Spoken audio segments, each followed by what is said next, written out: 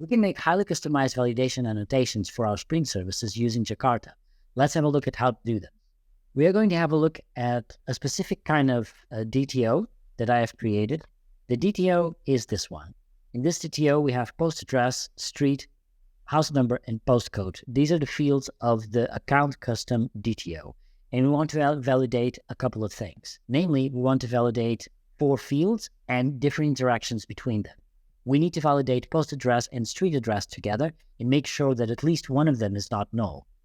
We also need to make sure that if we get a street, we get a house number and vice versa.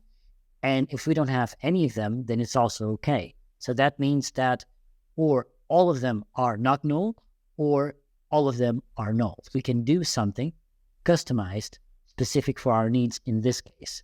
In this case, what we need to do is a custom annotation. If we go here, we see at least one annotation. The at least one annotation is implemented using 4 fields: groups, payload, message, and fields. For this video, we only need to focus on message and fields. This annotation is created by being itself annotated with constraint, and constraint is a way for us to add custom business logic to our validation. Our validation here is called one at least not null constraint validator, and this is the field of the annotation constraint that it's called validated by. So let's have a look at the implementation of this one. One at least not null constraint validator class is our validator, and it is a subclass of constraint validator, which has 2 types, at least one, and any. Any because we want it to be generic type. We could have specified the actual type of account custom DTO. When we implement a validator, we need to override 2 functions, initialize and isValid_by. Initialize will, of course, initialize our validator, and isValid will have the implementation of the logic that we want to use to provide a correct validation. In initialize, we are going to set up the fields, and fields will have the names of all of the fields that we want to use for our validation. This is not something that is mandatory. It's how this validator is implemented so that we can use the fields in our isValid function. If the function isValid receives 2 parameters, the actual object being validated and the constraint validator context. We don't need the context at this point.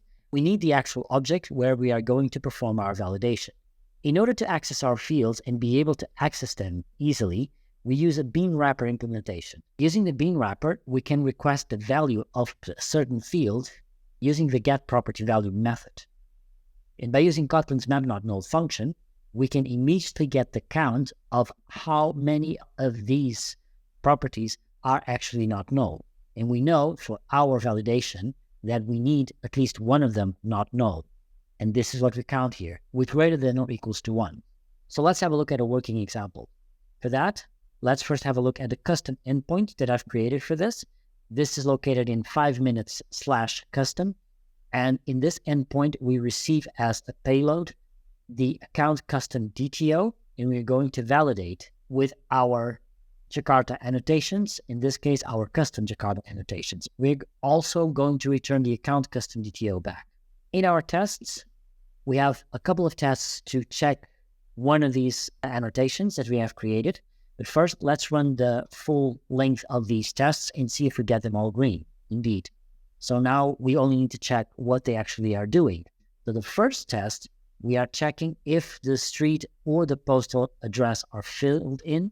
But of course, in this example, we are testing for what will happen if we, in our payload, do not put in any post address and do not put in any street. So both of them are null, and we expect them to fail with a 4xx client error.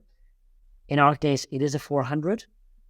And in our error message, we should get an invalid request content. This is something that Jakarta automatically does for you. And in the second test, we are checking for a successful case, and that is if we have either a post address or if we have a street address with a combination with a house number. So we see that post address is null, but we do have street, and street has a number. And if this is the case, we get an OK. So that means that we get a 200. Remember that this is not the ideal way to implement custom annotations. You may want to use assert true or assert false for most cases, which I will also talk about in coming videos. If you enjoyed this video, please leave a like. Don't forget to subscribe to not miss out on the coming videos in this podcast. Leave a comment in the comment section and read the description for further details. And if you are interested in Kotlin, I have made a video about Kotlin channels that you may be interested in right above me.